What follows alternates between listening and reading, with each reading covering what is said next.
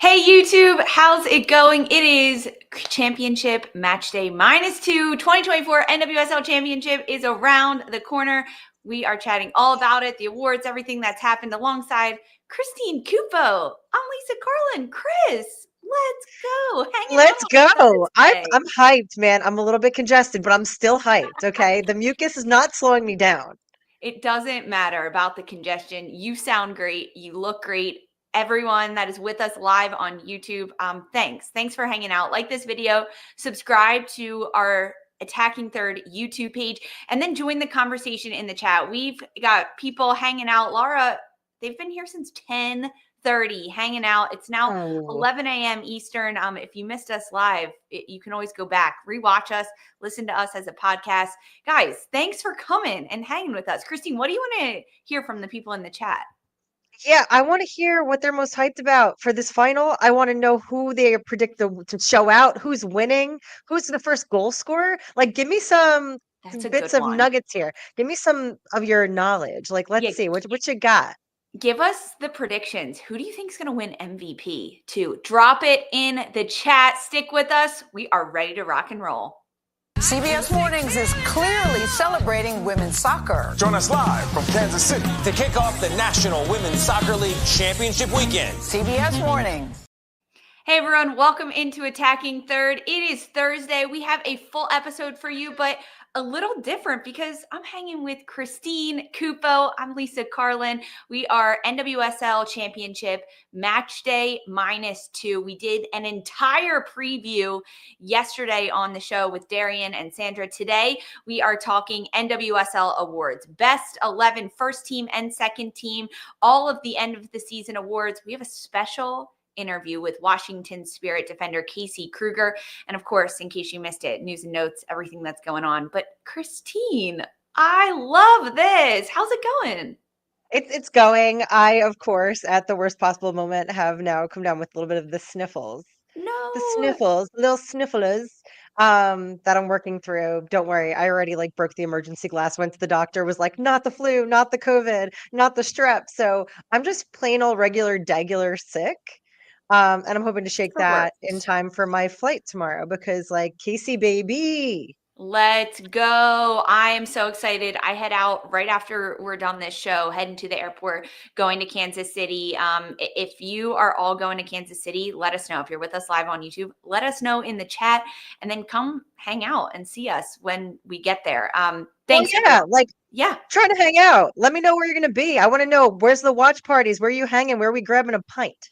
Well, Christine, we're about to break down all of it, all the fanfare that's happening at the NWSL Championship, all the awards that we went through. So thanks, y'all, for joining with us, hanging with us on Attacking Third. If you're watching live on YouTube, watching on Golazo Network, or listening as a pod, we appreciate it. Let's dive in, Christine, because there is absolutely so much to talk about. We have received the NWSL Best 11 first team and second team. And when of the 22 players, 10 of them are competing in the NWSL Championship on Saturday. 5 for Orlando and 5 for Washington Spirit. When these names first dropped, before we even list them off, Christine, were there any like major surprises for you? I don't think there were any surprises. I felt like the first team was really logical. I was kind of like, yeah, okay, like I get that. I think the second team was where I could find some like, well, what about question mark? But I think that they did a really good job. They did a good job in compiling It's that for hard. sure. It's hard. Yeah, it's It's super voted hard. on. There's a lot of different factors that go into it. My first qualm was the positions, but it's also how the league announced it too. Let's No, the league takes my methodology of like, yo, you're a midfielder. I'm a midfielder. I'm gonna pick you, even if you once sniffed a ball as a midfielder, you're a midfielder for life. Exactly. You're like trying to snag Yasmin Ryan during our show the other day. Well, guess what? NWSL snagged Trinity Rodman as a midfielder. Let's run through it. The best 11 first team for the 2024 NWSL season. We always start in the back with our keepers. It is Gotham goalkeeper Ann-Katrin Berger. She locks it down as best 11 goalkeeper. The defensive line, Jenna Nightswanger, Kaylee Kurtz, Casey Krueger, and Emily Sams. So Neiswanger from Gotham, Kaylee Kurtz from North Carolina, Sams from Orlando, and then Casey Krueger from Washington. So already 2 players represented in the NWSL Championship in Sams and Krueger. In the midfield, Orlando Pride's Marta, Washington Spirit's rookie Croy Bethune, and Washington Spirit forward/midfielder Trinity Rodman. That's where my asterisk goes. Front line, let's run through it. Kansas City's forward Temwa Shawinga, Orlando's Barbara Banda, and Portland Thorns Sophia Smith. Now, when the league dropped this, Christine, they listed them out as like a list, of course, in formation as well, but it said Trinity Rodman forward/midfielder. If I give you $100 a week ago, would you have ever said Trinity Rodman was a midfielder? No, not unless it was in my own best interest and I needed to compile a starting 11 that it wouldn't work. Otherwise, I put her in the mid. Absolutely. She's a winger. She's a winger, man. Like that's the work that she does. She's a winger. Okay, so of this first team, when you run through it, who kind of like stands out to you as like totally deserving? Any question marks? Anyone missing from this first team? Take us through it. Banda. I had to do it one more time, okay? Because I'm hoping that we get like a proper tune together for this final. But in the meantime, I'm going to keep doing the Lord's work here. No, I know we had the toss up with Banda and Shawinga for MVP, and obviously, like Banda is so deserving. But I always go back to a conversation that I had with Seb Hines, reminding me toward the latter part of this season that Banda never had a proper preseason. And I think that she acclimated to this league so quickly and just showed out. And yes, like Shawinga's got the numbers on her, but I think there's more there. And I think that we'll probably get to see that next season. Fingers crossed. But I'm ready for the final. Let's see her do it one more time in the big stage. Yeah, I love that shout as well. I think Ann-Katrin Berger in goal, deserving of this award as well. When she came into the season in the NWSL and started playing for Gotham, she elevated them defensively, making them tied for the first best defense in the league, tied with Orlando, but 16 goals conceded in her tenure. That is a record. Like that's her record in the NWSL. That is the least amount this year. 8 clean sheets, stingiest defense for Gotham. So well deserving to have Ann-Katrin Berger in that back line. I'm a little bit of a question mark on Jenna Neiswanger as a Gotham defender of the year. I do actually agree with you. I do. I feel like I like the shout with the diversity with KK because she is deserving, like no doubt. I know that obviously North Carolina had an interesting season, but KK, like Iron Women of all Iron Women, she deserves that. I think that for me, if you're trying to get a little bit more diversity in the back line, I could see why they gave the look to Neiswanger, but I feel like I might have even like plugged and played maybe like Corey Dyke or somebody else in there. Kylie Strom. I would have thrown Kylie Strom in there. I also would have thrown Carrie Abello. And if you want to diversify out of Orlando, Emily Sonnet. Sonnet. Yeah, that's just my overall feeling is like I probably instinctively expected to see more of an Orlando representation because if you're going to eclipse anybody in the league, which I would say previously like Gotham was the sturdiest back line, I think that Orlando are looking to eclipse that if they haven't already. Like I think they're the best defense we've got to put out. Mm-hmm. I agree. I like the shout for Krueger, Kaylee Kurtz, Sams. They're well deserving of this first team. Neiswanger is the only one that I'm like, are you sure? Are we sure about this? There are a lot of other strong defenses. The midfield and front line with Marta, Bethune, Rodman, Shawinga, Banda, Smith. I'm pretty happy with that. I think that when we get to the second team, there might have been some question marks for me. But overall, I think those players were deserving, right? Those 6 attackers, we'll call them because they are all attackers, right? There's no defensive middies in this best. No, I mean like defensive midi without even like a coffee or a Hal shout, like is wild. It is a little wild. Absolutely. Croy Bethune, she earns this first team at 23 years old. She only played 17 matches, rookie of the year, rookie of the month, 3 different times, also nominated for midfielder of the year. And of course, rookie of the year, Bethune, but very well deserving to have her in that mix and in the middle. Okay. Let's jump to the best 11 second team, because this is where I think there are even more question marks. In goal, we have Orlando goalkeeper Anna Morehouse, set clean sheet records this year, went on that incredible run with Orlando. She's represented in the defense there. Across the back line for this second team, Ryan Williams from North Carolina, Carrie Abello from Orlando, Tara McKeown from Washington Spirit, and Naomi Girma from San Diego Wave. Before we talk about it, I'm going to run through the whole thing. Midfield group: Kansas City Currents' Vanessa DiBernardo, Kansas City's Lo LaBonta, and Washington Spirit's Hal Hirschfeld. And in the front line for the second team best 11, all players from Gotham: Esther, Rose Lavelle, and Yasmin Ryan. Where do your eyes go, Christine? What's the first thing that jumps out to you? I mean, I feel like the all-in top line of Gotham, like, yes, Esther comes up big, even at her diminutive size, to pull in the box with these headers and whatnot. But I don't know that I would put. Yes, Rose is Rose, right? And this doesn't discount her as an overall player, but I feel like for this season, I don't know that I'd have her in there. I agree. Probably an unpopular opinion. I think she's No. great, but I think she's gone missing a lot this season. But also she's had like her mix of like injuries and whatnot that she's been dealing with. Yaz is great. I'm trying to think of who I would prefer to be like, hey, like this is more deserving, especially since you already crammed like a Trin into the midfield. Like, Exactly. does that mean that does that mean I get an extra midi here? Maybe Like that's what, what they did with you know? Rose Lavelle, right? Like I wouldn't say because Rose Lavelle is a right. forward. She's a midfielder. I feel like they did the inverse here. And so if I'm looking to evaluate this, I think I would have expected to see maybe like an Adriana in there. Mhm. Um, I think that's a who good else? shout. The Yeah. Orlando midfield is really strong. Ashley Sanchez is a Yeah, midfielder Ash that I think had a Sanchez. good year, despite North Carolina maybe not having the performance that they wanted. Sanchez was integral in the way that they were Yeah, like building and they were doing she things. was like a slow burn, like putting up numbers there, but she really acclimated to North Carolina despite like her original like desire to stay at Washington, obviously. I'm going to throw another name out there for you. Rachel Kudananji. Should she have Yeah, deserved a shout? Rudy for sure. I feel like with the season that Bay had, that maybe she got overshadowed a little bit. Granted, they had a good run, right? New expansion side, made it into playoffs. I think we didn't really get to see all the layers of her game just yet, just because they were trying to figure things out. But like, she's got such quality and is a great, what I call like string puller. Like, she's unselfish. She knows how and where to be.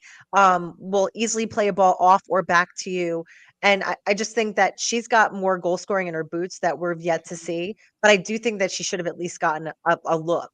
A sniff. Yeah, a little bit of Yeah. a sniff. What about Dabinia? Is she missing from all these talks, or not the strongest year from the Brazilian? I feel like it wasn't the strongest year for Davinia, but then like that also expands the conversation to like, what about a Michelle Cooper? Like, Mm. I feel like Michelle again injured out, whatever, but like she's come up strong where she had, you know what I mean? Yeah, I would have liked to shout for Ashley Hatch in this mix. I think Yeah, I that think that would have been full super season, fair. right? You also have to remember full season, the entirety of the year. Yeah. Was she as impactful and influential? I think as the year grew on, she got more and more impactful and influential. So maybe that's why Hatch is not in this mix. But I would have liked that shout. I think defensively for this second team, Girma, Tara McKeown, Carrie Abello, and Ryan Williams. I'm a little question mark about Naomi Girma. Like, her and Jenna Nightswanger are outstanding defenders. There is no doubt about it. They deserve to be on the U.S. women's national team. They deserve to get call-ups. But do they deserve best 11 awards based on their club performance this year? I think Emily Sonnet should have been in there, and I think Kylie Strom should have been in there ahead of You some know of the what? players. I'm probably going to be a super unpopular opinion, but I agree with you. I think that with Girma, the player that she is, it's very, very hard for people to separate her from club and country and just sort of evaluate her individual performances. Mhm. I think that, yes, she is the world-class center back. Like, she's amazing. She's great. But I don't think that she's had the same consistency all season long for the Wave. Granted, that also takes into contextually the fact that they had myriad problems at the Wave, including dismissal of Casey Stoney. Like there were things that went on off field that definitely impacted them.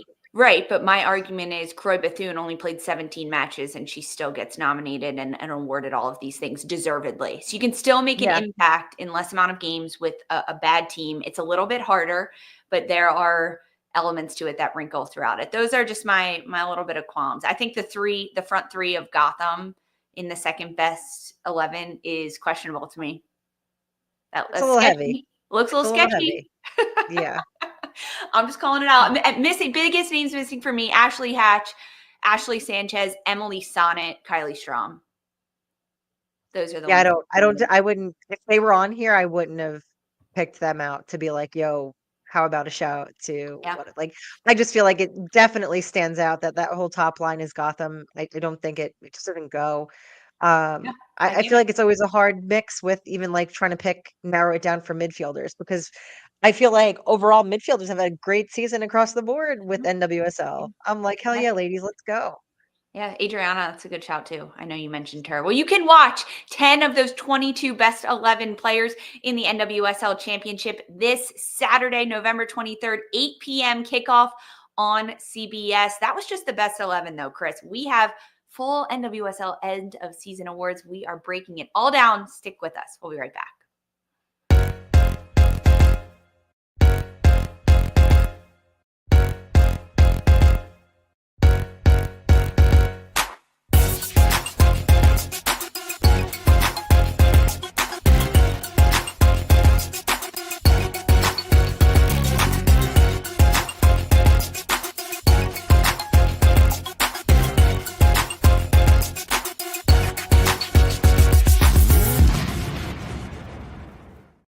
Hey everyone, what's up? Welcome back to Attacking Third. We are breaking down the NWSL 2024 end of season award winners. Plus, we're talking snubs, who missed out.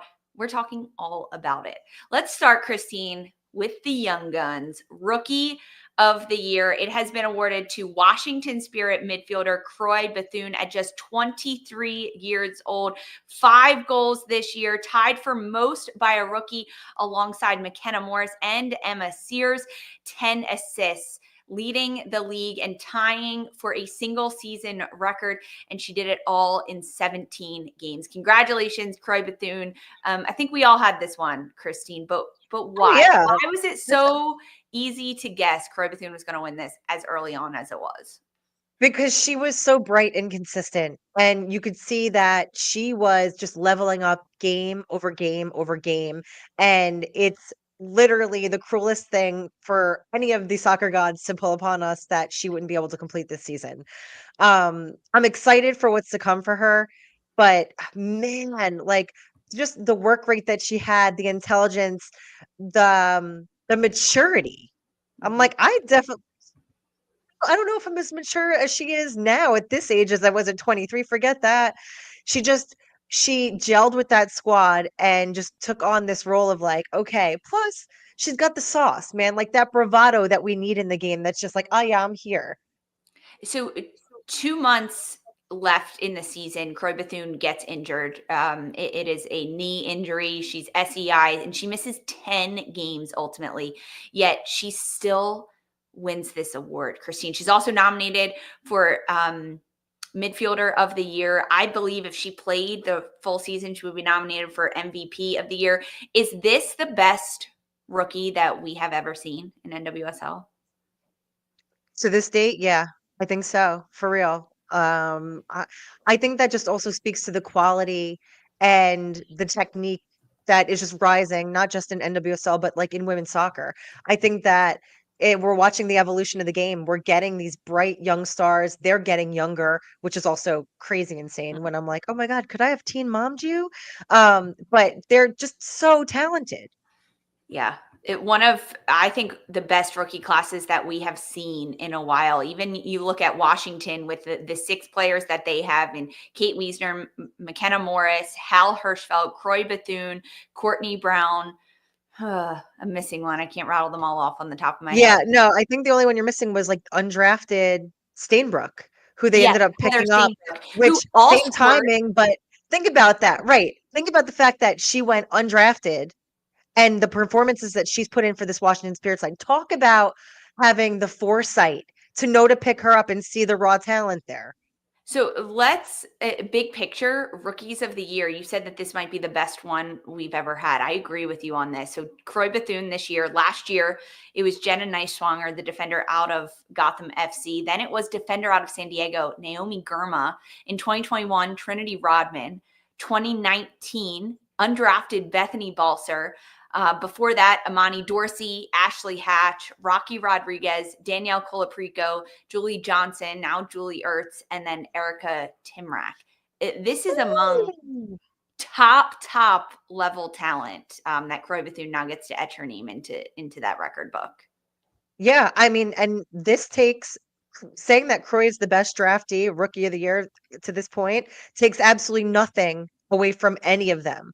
I think it really just speaks to the game more at large. I think that we are in the best possible position where we have these like bright young stars that are stepping up. And it doesn't mean that, she won't be holding that seat and that crown for a while. I know. I love it. Okay, let's move on. Croy Bethune, she wins Rookie of the Year, the young 23-year-old. The ceiling for her is so high.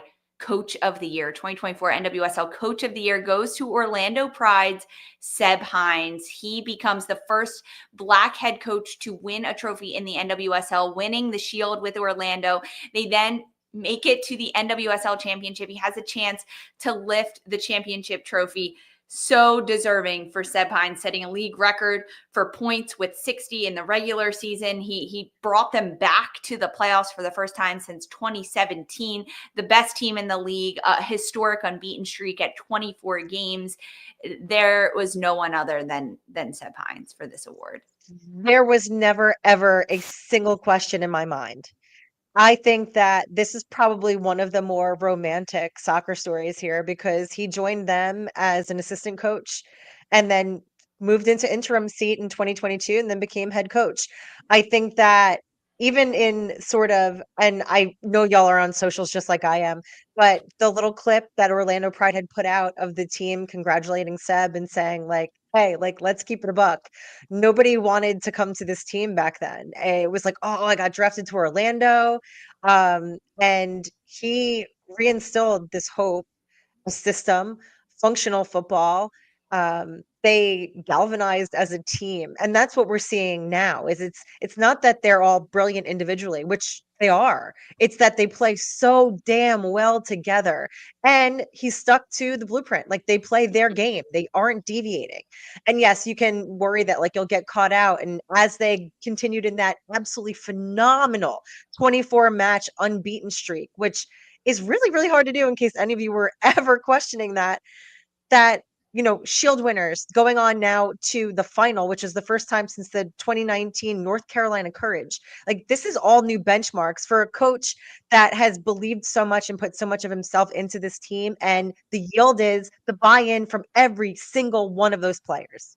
It has been very, very impressive to watch Seb Hines take this team coming in as an interim head coach and having to do a reset in the middle of the season 2 years ago to getting them so close to a playoff position last year to absolutely smashing records out of the water this year. And when you look at the talent that is on his roster, you might say, yeah, they should be good. They have Marta, they have Barbara Banda, but they also have a lot of rookies that have been really impactful, young players. I mean, Corey Dyke in the back line, Anna Morehouse playing out of her mind. For the first year, she has been a talk of goalkeeper of the year. She got called up to the Lionesses. He has put his players in the best positions to succeed.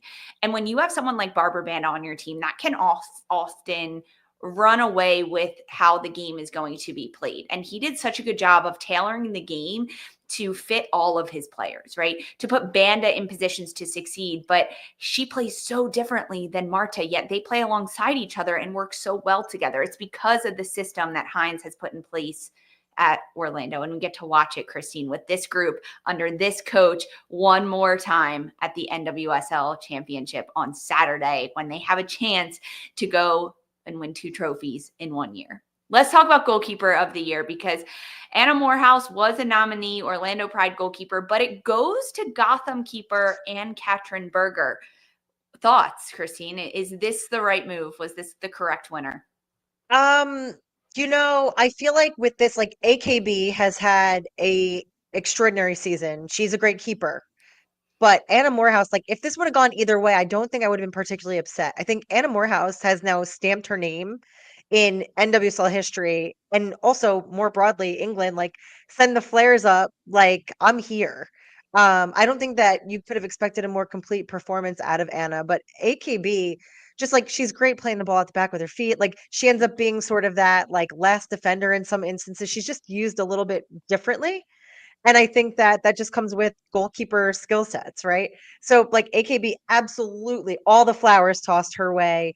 I think that, next on deck, if you're looking for, it's Anna Morehouse, absolutely Anna Yeah. Morehouse. And that's how the first team, second team shook out as well. Ann-Katrin Berger on first team, second team going to Anna Morehouse. I like this for Ann-Katrin Berger. I do think she edged out Morehouse just a little bit in the way that Berger is able to be an outstanding keeper on every single front, playing out of the back with her feet, shot stopping, crosses coming into the back, services. Her distribution is so good. Anna Morehouse is an incredible keeper, but she also has a line of defense in front of her that has done so well, and also a midfield group led by Haley McCutcheon defensively to stop so much of what Orlando has been faced with attacking wise. And that helps. That helps, right? Like, Yeah, I feel like that, differing playing styles between Gotham and Orlando, I'd say that both of them have really, really solid backlines and decent midfield. So I feel like, where they come up where there's leaks, yeah, the differentiators are going to be like, yeah, AKB is better with the ball at her feet. She's a little bit more fearless. Those double stops that you don't think anybody can get a hand on, she manages to pull fun. up big. The ice in the veins, Christine, when she's taking a penalty and her hands are behind her back. I love it. Congrats. Yeah. Congrats to AKB. The only Gotham player nominated for a positional award was Ann-Katrin Berger, and she wins Goalkeeper of the Year. Now, the next two awards have not been announced yet as we're doing this show live on Thursday morning.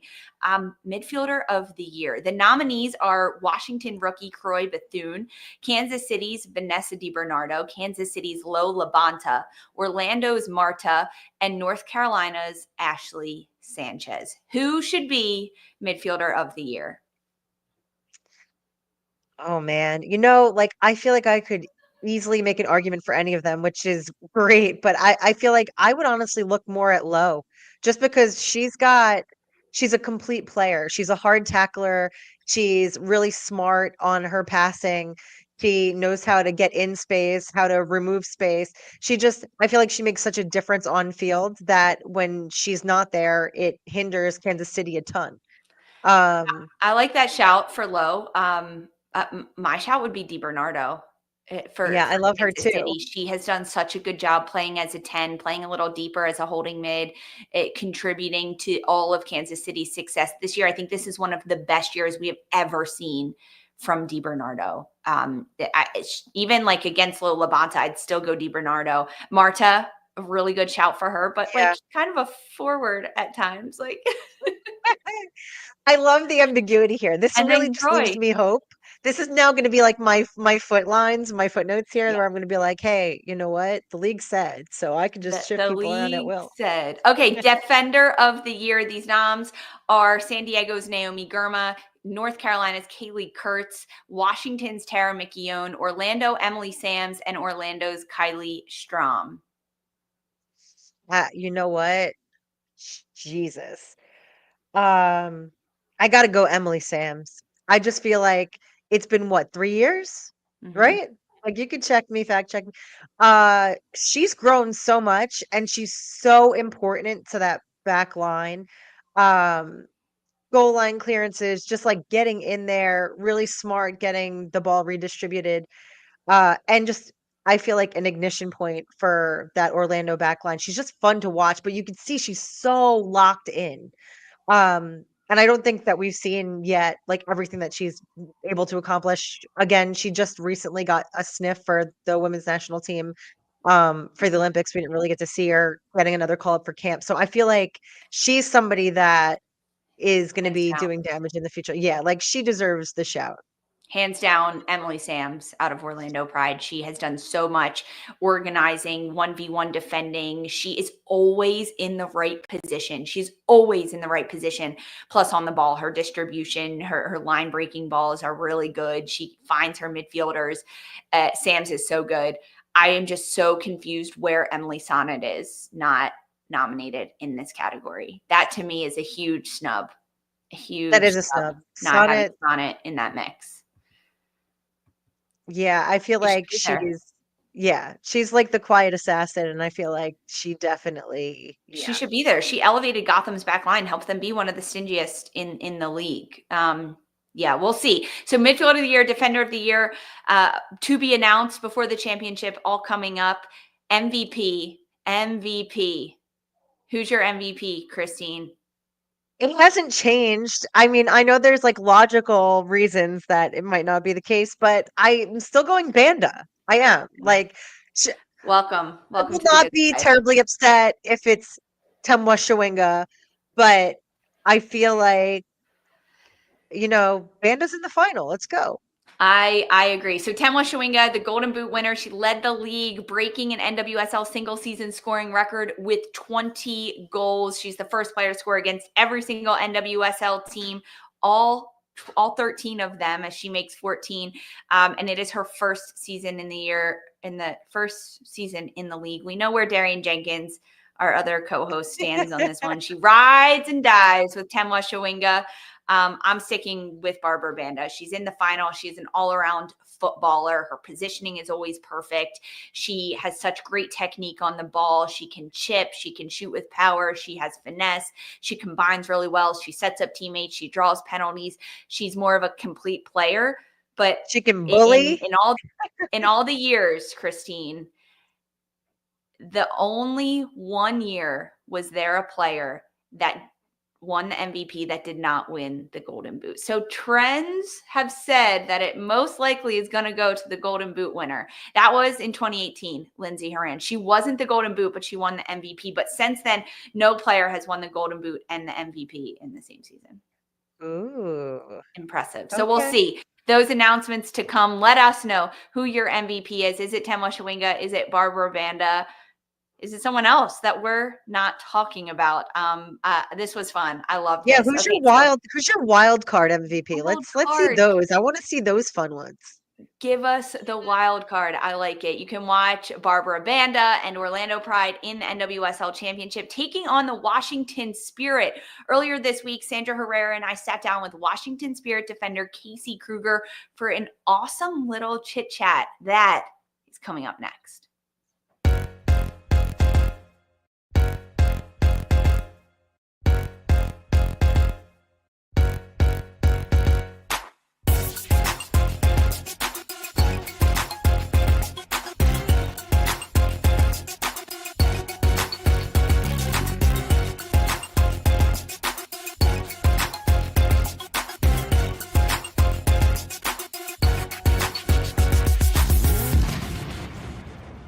Hey, welcome back to Attacking Third. We are pleased to be welcomed and joined by U.S. Women's National Team Olympic gold medalist, NWSL 2024 Best 11 for the third time, might I add, Washington Spirit defender Casey Krueger. Casey, welcome in. How are you? I'm good. Thank you so much for having me.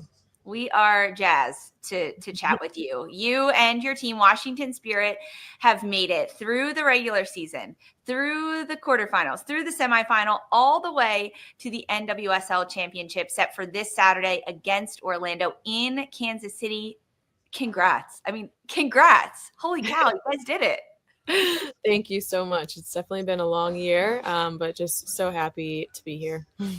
It has been very fun to watch you and your team through some ups, some downs, a bit of a roller coaster this year. And for the semifinal against Gotham for Washington, Rosemont Kouassi was back. She served a suspension for a couple games, but she was back and she absolutely changed the game. And it's really fun to watch you and Kouassi because you play on the same side and have this really good partnership. So how have you built that partnership with Kouassi, and how is it finally having her back in front of you for the semi?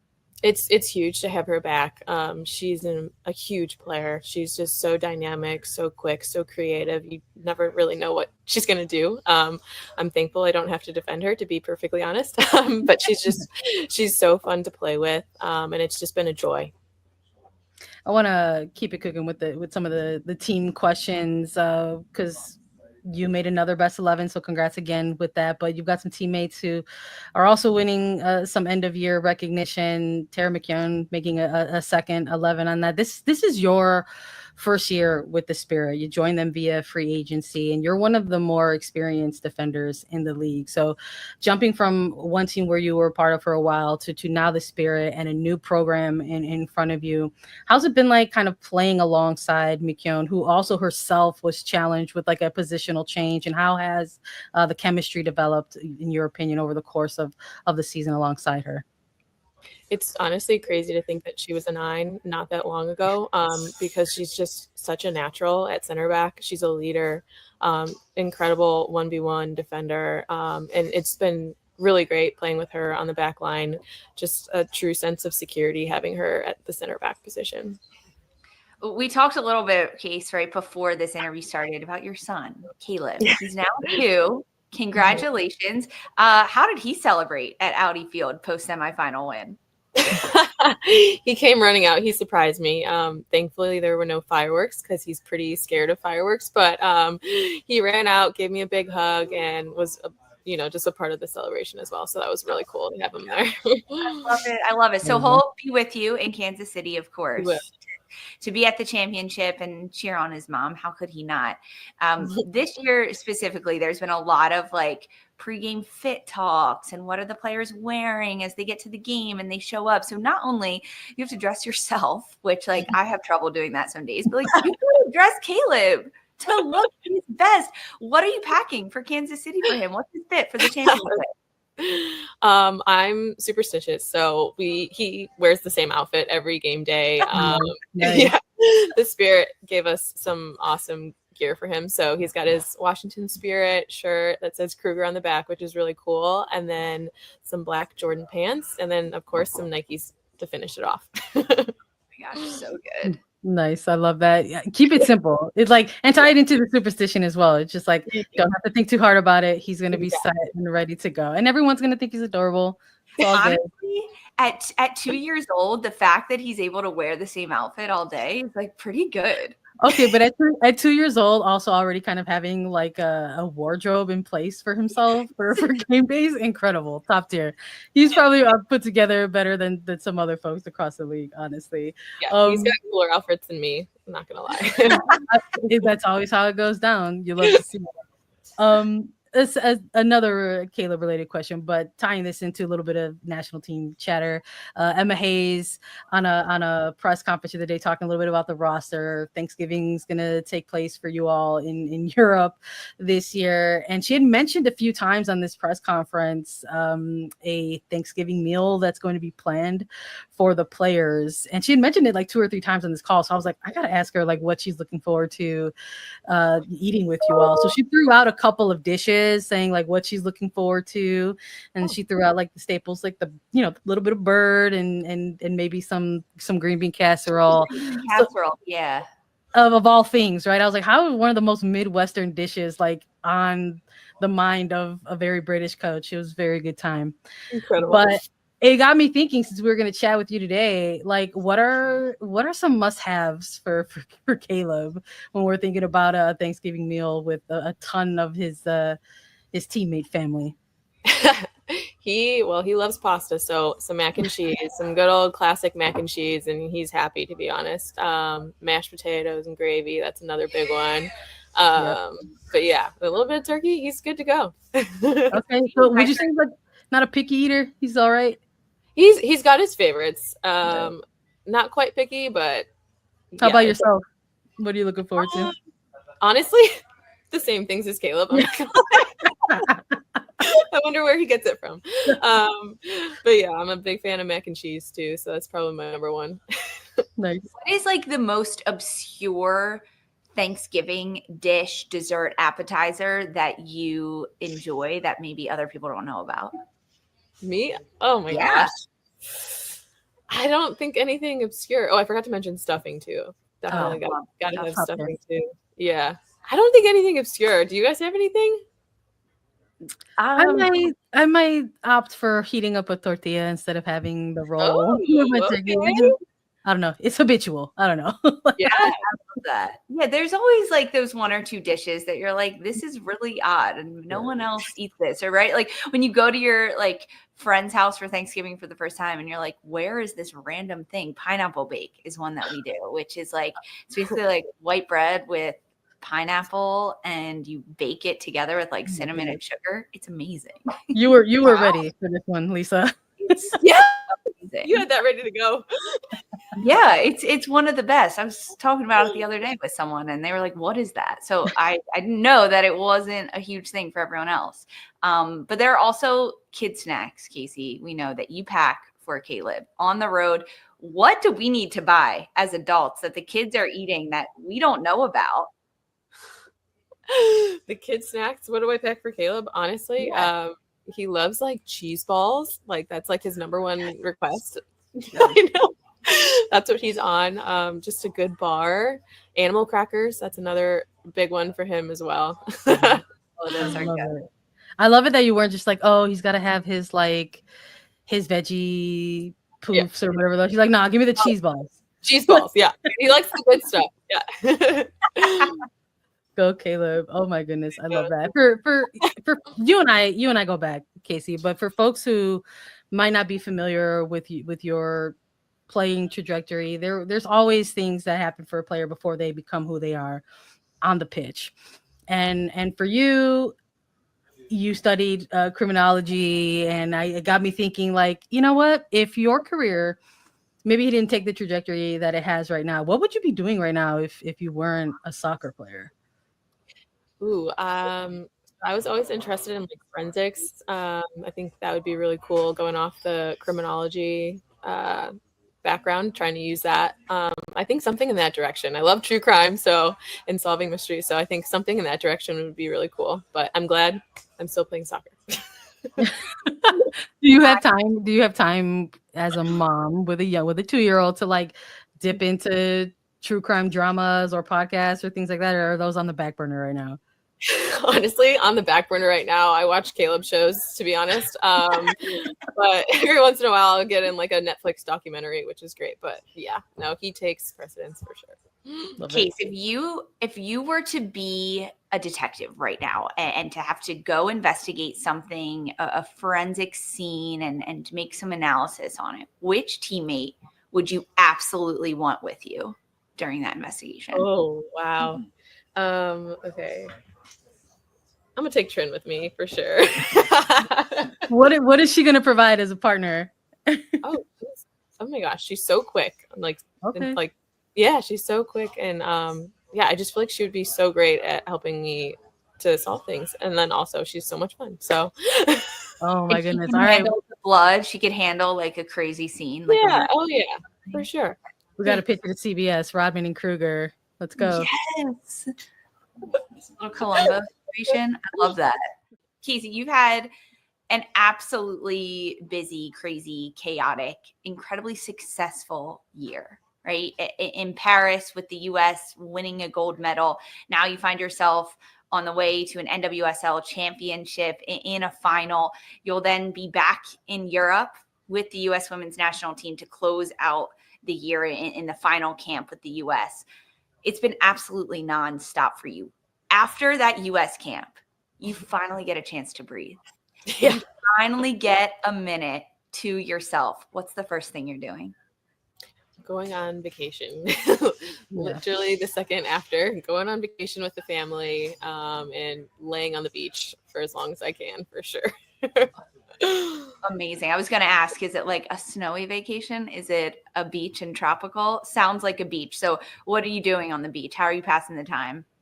Well, honestly, I mean, maybe a little bit of like snorkeling, maybe laying out a little bit, but not a whole lot of activity. I think just a lot of relaxation on the beach, a little bit of reading, letting Caleb run around, all the above.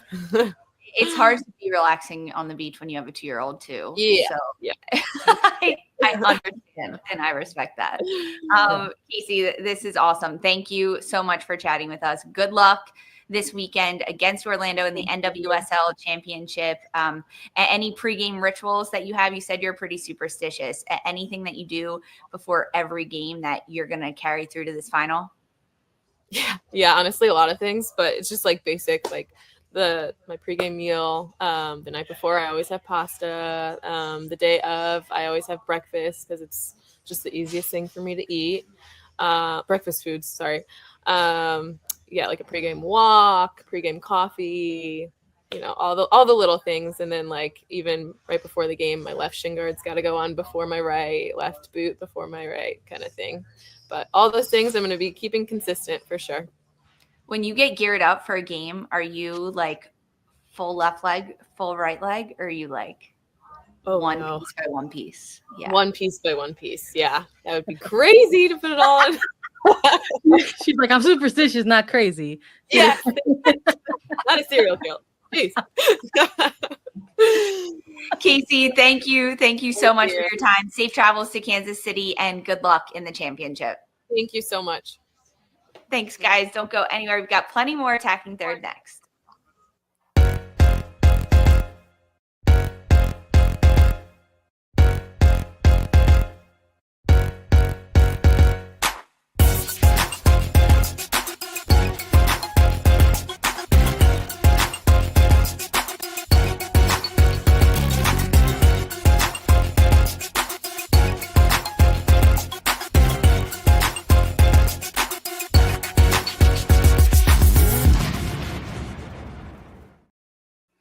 Hey everyone, welcome back to Attacking Third. Awesome chat with Casey Krueger. Now, Christine, we've got time for In Case You Missed It. News and notes, everything that we really haven't had a chance to talk about.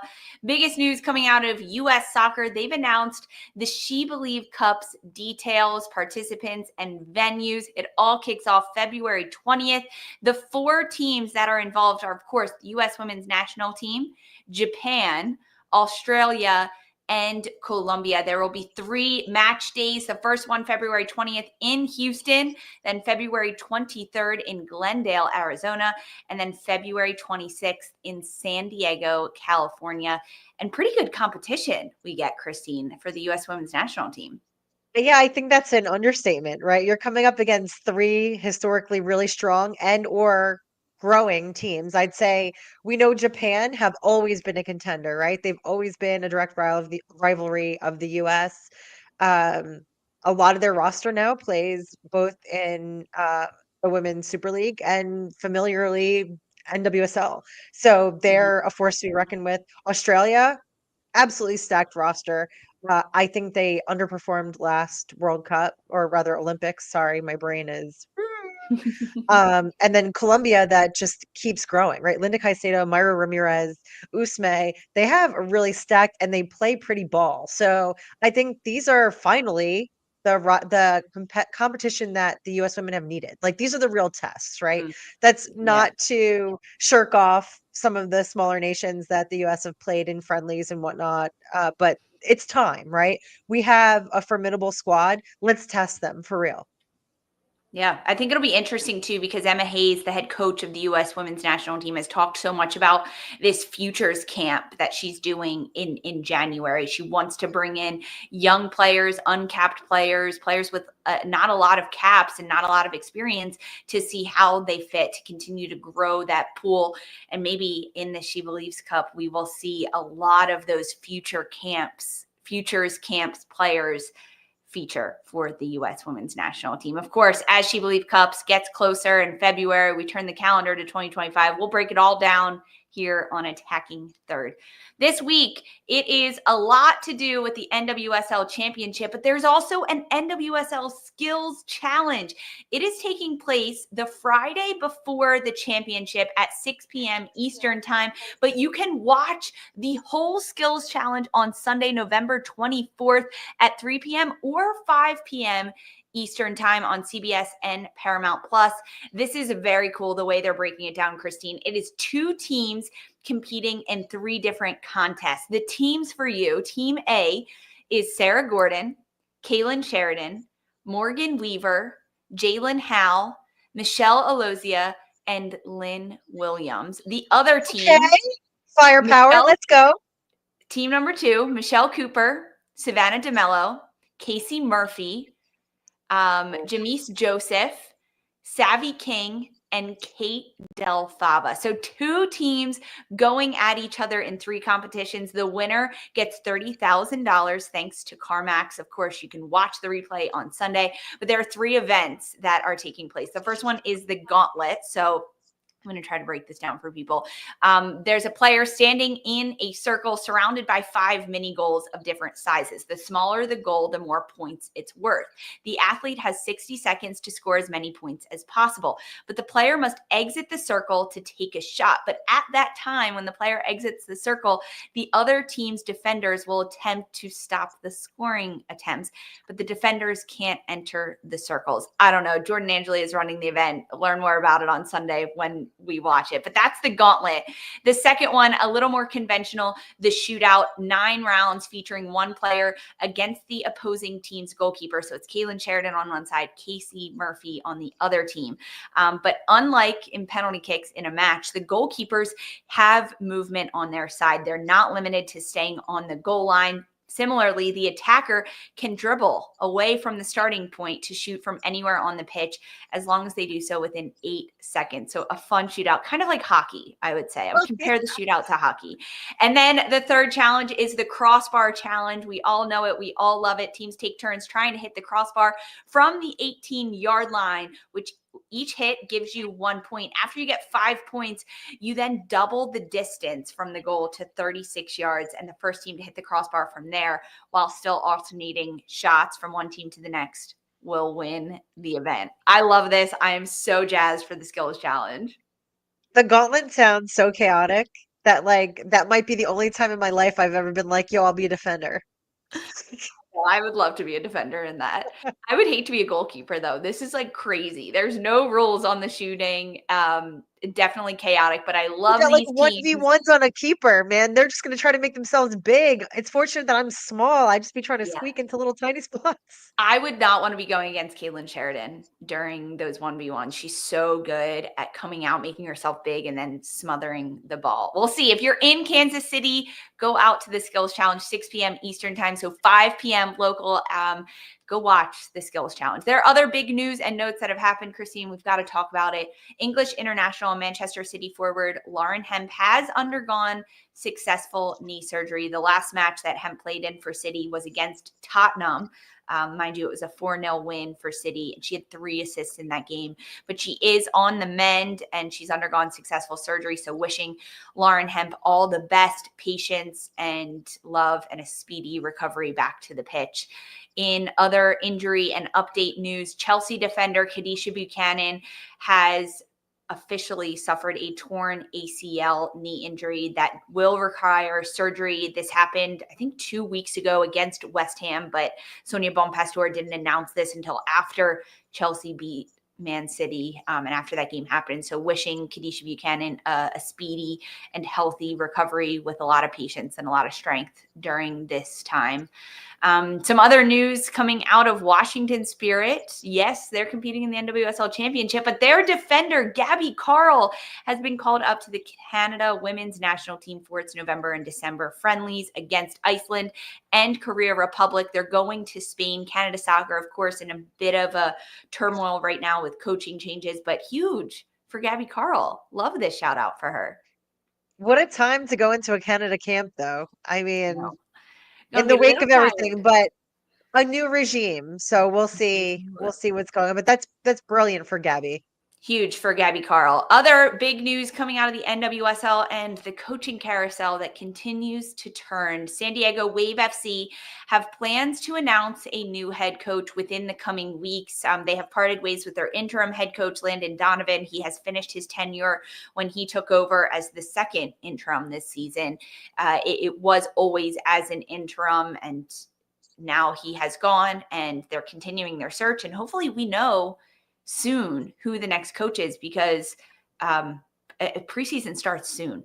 You got to start signing players. There's no draft. There have got to be moves made. And San Diego wants to get back in the playoffs, back to the top of the table. And they need a head coach to do that. I sound silly saying that, don't I? Lisa, I have such beef with their front office and how they've managed just all of their coach comings and goings all season that I don't understand how a club that has won the Shield, has done well in the past, can shoot themselves in both feet in one season. You dismiss Casey Stoney, who was, okay, granted, a string of ties was really her undoing. It wasn't necessarily the losses, but she wasn't getting the results she had in the past. You remove her after extending her contract by a lot of time, within a month of doing so. And then with that, implement Paul Buckle as an interim, and then pull up with yet another interim manager who fares, if not exactly to Casey Stoney, worse in Landon Donovan, who's also an untried and tested coach, especially in NWSL. And I just don't understand why this had lasted this long. The first move should have been find a full-time, permanent head coach for the squad. Yeah, it's been a lot of change, a lot of movement at San Diego, but hopefully we are on the verge of finding out who their next head coach will be.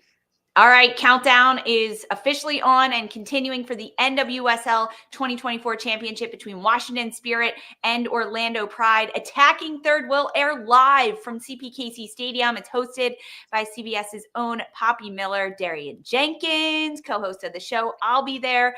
And Seattle Reign head coach Laura Harvey, all at the desk, all contributing. The match is called by Jackie Oatley and Lori Lindsay, another friend of the show, with reporter Emily Proud and rules analyst Christina Uncle, another friend of the show, all involved in the coverage of Saturday's NWSL Championship. The pre-match starts on Golazo Network at 6:30 p.m. Eastern Time, and then you head over to the CBS for the match at 8 p.m. Eastern. If you're in KC, come say hi to us. Let us know your prediction for who is going to win the championship. This was really fun, Christine. I'll see you in KC before you know it. I gotta jump. I gotta catch a flight to Kansas City. But thanks everyone so much for joining us. Be sure to follow Attacking Third wherever you get your podcast. Leave us a 5-star rating and review. You can watch us on YouTube and on the Golazo Network for all your women's football coverage. For Mark and Christine, I'm Lisa. This was Attacking Third.